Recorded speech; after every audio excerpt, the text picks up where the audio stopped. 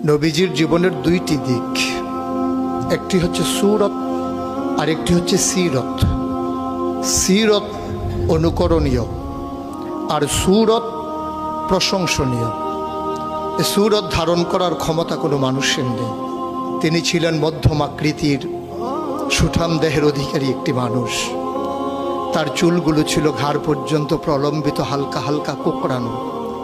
তিনি যখন চুলের ভিতরে তৈল দিয়ে আছড়াতেন মনে হতো মৃদুমন্দ ঢেউ দেখা যায়।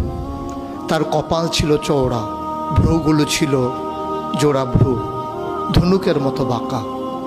চোখের পাতাগুলো ছিল ফুটন্ত গোলাপের গোলাপি রঙের এক একটি পাপড়ির মতো। তিনি কখনো বা যখন চোখের পলক ফেলতেন মনে হতো মৃদুমন্দ বাতাসে গোলাপ পাপড়ি যেন দোল খাচ্ছে। তার চোখের সাদা অংশ ছিল রক্তিমাভ সাদা, কালো অংশ ছিল কৃষ্ণ কালো। তার নাকটা ছিল খাড়া, নাকের ছিদ্রগুলো ছিল ছোট ছোট। নাকের নিচে ছিল সরু চিকন গোঁফ, গোঁফের নিচেই সেই গোলাপি রঙের ঠোঁট। তার ঠোঁটগুলো যখন কখনো বা মুচকে হাসত, গোটা পৃথিবীর মানুষ অবাক বিস্ময়ে দেখত গোটা পৃথিবীতে যেন বিজলি চমকিয়েছে। তিনি কখনো বা যখন এই রাস্তা দিয়ে হেঁটে যেতেন, 1 মাস পরেও কখনো যখন সাহাবা হাঁটতেন তার গায়ের জান্নাতি গন্ধ তারা পেতেন।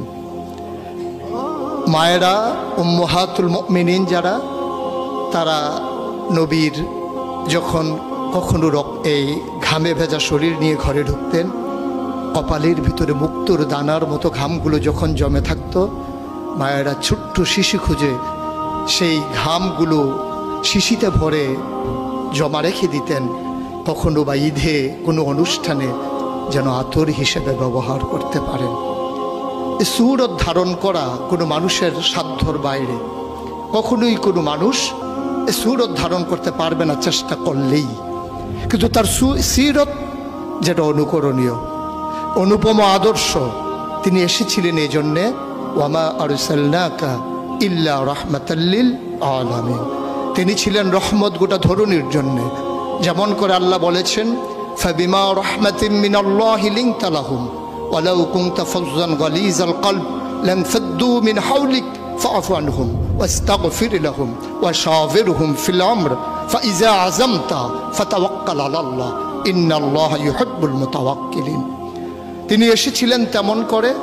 কেন তাকে পাঠানো হয়েছিল? আল্লাহ নিজেই বলেছেন, লাকাদ কানা লাকুম ফি রাসূলিল্লাহি উসওয়াতুন হাসানাহ। তিনি ছিলেন মডেল, তিনি ছিলেন আইডল, তিনি ছিলেন আইকন, তিনি ছিলেন অনুপম আদর্শ, তিনি ছিলেন